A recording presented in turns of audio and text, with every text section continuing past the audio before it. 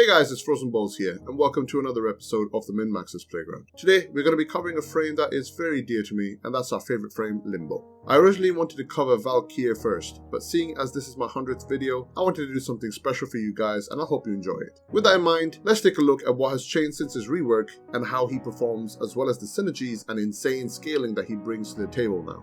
Before we talk about builds and crazy numbers, let's take a trip down memory lane. Even before his rework, many people considered Limbo a troll frame and a generally lackluster frame. He could prevent people from finishing missions, picking up loot, and was considered trash. We of course know better than this, and if you've watched my previous video on him, you know exactly how strong he was. He was by far one of the best speedrunners in the game by ignoring arc traps, laser doors, hive effects, and other effects while getting a passive speed buff while in the rift. This, and the fact that he literally gave zero fucks about incoming damage, made him incredibly fast. He also had this crazy buff ability that no one seemed to care about, which buffed your base damage, and the augment rift Torrent buffed that even further per enemy in the rift. This was extremely useful for any weapon, but more importantly, this buff slash procs, as they take base damage and crit multipliers into account. The huge crit multipliers you got from Blood Rush and Maiming combo together with the Rift Surge buffs, as well as the Naramon, meant you could easily go into 2-hour survivals without any effort. Limbo wasn't without issues, however. His main issue was that he has no survivability or hard CC. This made him very hard to play, and many people avoided him because of it. Also the trolling. Yeah, bad memories. Anyway, enough about the past, let's talk about what's changed. First up, his passive.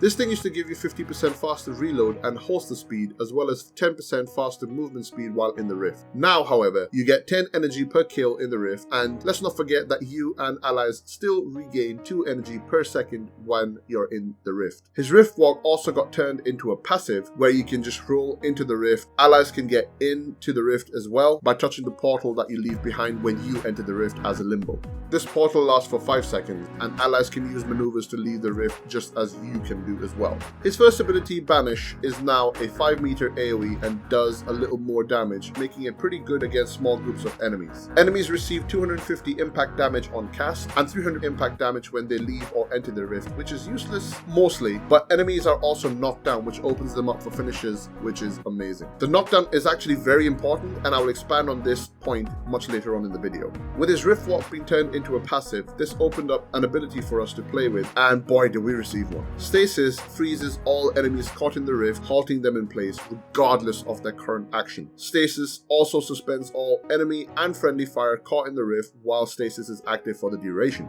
This has a cap of 300 projectiles, but different weapons have different limits. Case in point, the Staticor, for example, has a limit of 10 shots, Tonkor has 25 grenades, Pox has 20 clouds, and even weapons like the Tsar as well. Melee is considered a direct hit, and thus it is not affected by stasis in the same way. This allows you to kill enemies while CC'd, making him an insane melee-based frame. This is one of the most important changes for Limbo for the simple fact that pre-rework, he had no hard CC, which in turn affected his survivability and forced Limbo into many situations to utilize Naramon. Now, he does not need to solely rely on Naramon to survive and has by far one of the best, if not the best, CC ability in the game. Now, the freezing in the rift can be taken quite literally, as the conditions of each enemy upon being CC'd are extended indefinitely until stasis ends. What this means is, if you inflict, let's say, a status proc, or you knock them down with Banished, setting them up for finishes, they will keep that condition for as long as stasis is active. This is actually insane and has incredible scaling, but again, I will expand on this a little bit later. His Rift Surge ability is actually the only ability that got the short end of the stick. Before the changes, this ability would buff your base damage by 200%. Now, it acts sort of like a spore for Limbo. What it does is, when an enemy is killed with Rift Surge active, it'll spread within 25 meters to other enemies who aren't in the rift for a duration of 25 seconds. Enemies affected will get knocked down, opening them up for finishes. When enemies try to leave the rift, they will also perform a radial banish of 5 meters. This ability is essentially a buffer for when we pop our Cataclysm, giving us a little bit of a breathing room. The changes also brought forth a slight buff to the Rift Torrent augment to compensate damage loss. You now get 30% per enemy in the rift instead of 20%. We also got a neat little UI update which shows how high our buff buff actually is, but you'll also quickly notice one of the problems with it. More on that later. Cataclysm also went through a couple of changes. With the first change to Cataclysm, it turned it into a press 4 nuke everything ability. It would deal 10% off the health and shields per enemy to all enemies in the Cataclysm bubble when detonated. The memories of the all shield polarized alone were enough to change it again. It got 2 changes. One was that the damage now scales based on the average HP plus shields instead of total HP plus shields of enemies inside the rift. The other change to Cataclysm was that it deals different amounts of damage based on the size of the bubble. It does 25% damage when the bubble is at maximum size, while it does 100% damage at its smallest possible size. This meant the end of the nuke Limbo builds, but Cataclysm still is one of the best area rift abilities we have and plays a big role in our builds. Enough about the rework now though, let's look at the builds. Stasis is simply amazing. It fixed his main problem and made him one of the best CC frames in the game, as he can lock down entire areas for a long time. Limbo is very powerful now as a defensive CC frame, and this build is all about that amazing ability. Range has priority because we want to CC as many enemies as possible, and this is achieved by combining overextended stretch and cunning drift, which gives us a massive 40-meter radius on Cataclysm. Our Rift Surge Banished radius is also affected by this and will spread to anything within 62.5 meters. Enemies who try to leave will banish anything within 12.5 meters. This is useful when you quickly pop your Cataclysm to CC even more enemies. See it as a small range increase to your Cataclysm. Anyway, duration is also needed to keep our stasis up longer, as well as decrease the shrinking of our Cataclysm. Prime continuity and constitution gives us a massive 54.9 seconds on our stasis and Cataclysm. We're not using narrow-minded as it gives us less range, and because the base duration of both stasis and Cataclysm is very high to begin with, it's not really necessary. Streamline and Prime Flow helps us spam more abilities, as well as giving a high energy pool to fall back on. Quick Thinking further supplements this and gives us massive survivability. Natural Talent is still needed to speed up the incredibly long casting animations. In terms of Arcanes, you have a lot more freedom because of his amazing passive energy regen. Arcane Energize is still an option when you pop your Cataclysm and rely on Rift Surge covering your ass. You can also run Xenuric and run a different Arcane entirely. The choice is up to you. You can also change this build a little bit to take advantage of Limbo's insane speedrunning capabilities. By replacing Corrosive Projection, Cunning Drift, Streamline, and Quick Thinking with speed mods, you can get an insane 1.81 sprint speed. Couple this with his Riftwalk passive, as well as ignoring of lasers, arc traps, magnetic doors, and other effects, you'll be speeding through rescue, captures, and spy missions with sufficient ease. There is more to Limbo than just stasis and speedrunning through missions, however. The old Rift Surge might be gone, but we did get a decent buff for its augment, and with stasis and the new Rift Surge mechanics, we can keep much more enemies in the Rift now.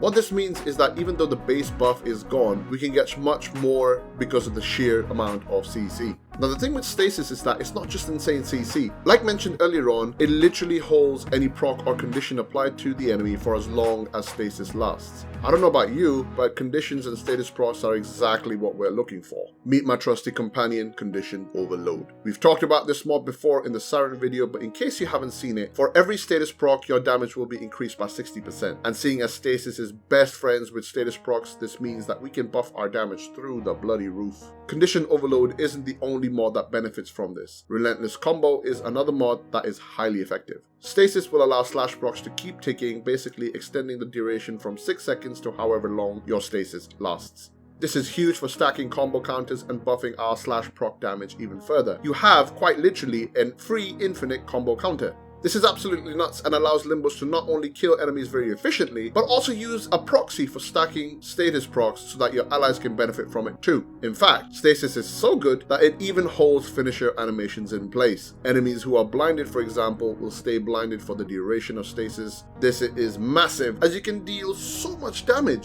Not only would you benefit from the stealth damage for different weapon types, you can also abuse the massive finisher bonuses that you get per weapon category. Couple this with our massive CC as well as the huge damage buffs you can get through Rift Torrent, we have a serious damage dealer on our hands. Let's talk about the Rift Torrent build. Duration is key here. Prime Continuity and Constitution give us a very large duration on a Stasis and Cataclysm bubble. Stretch and Cunning Drift help us give us more range on a Cataclysm bubble. No narrow-minded or overextended, as we don't want to reduce our range or or our power strength. Transient Fortitude and Intensify help us get us 55.5% buff per enemy in the Rift, while slightly reducing our duration on our abilities. Rift Torrent is obviously needed to give us the damage buff, and Natural Talent gives us that much needed animation speed increase. Prime Flow gives us a big energy pool, and we'll definitely need it. In terms of Arcanes and Focus, this time I do recommend using Arcane Energize, as we will be using Rift Surge and Banished to keep us safe during downtime, as well as setting up finishes. This downtime for the Rift gives us room to proc Arcane Energize. Naramon is another thing we'll be using. This time, however, it isn't essential, but still beneficial as it increases your base crit chance and gives us free stealth damage. The invisibility of course helps when we're doing long runs as well. As mentioned previously, there is an issue with Rift Torrent, and the issue is that while the buff will update when enemies are killed, it will not update when new enemies are put into the Rift. This is a big hit, and it means that we have to frequently recast our buff to make sure that we have the highest possible buff running currently. Regardless of that, this build can achieve some insane numbers when used correctly. As mentioned earlier, you can abuse status procs to give you and allies insane damage increase on melee weapons. Slash procs with Relentless combo and the damage buff from Rift Torrent means that enemies up to level 200 will easily bleed to death without even having a fighting chance. You can take it even further with the stealth damage and finishes, and with buffers like Octavia, you can reach some insane numbers. In the footage that you're about to see right now, you can see how quickly I'm melting these enemies, and that's without finishes. The scaling is absolutely insane. I think it proves that CC is always better than damage in the long run. While you had a stronger Rift Surge buff before the rework, the reason we're reaching these high numbers is not just because of the buff, but because of the CC from Stasis allows us to stack status procs that boost our damage tremendously.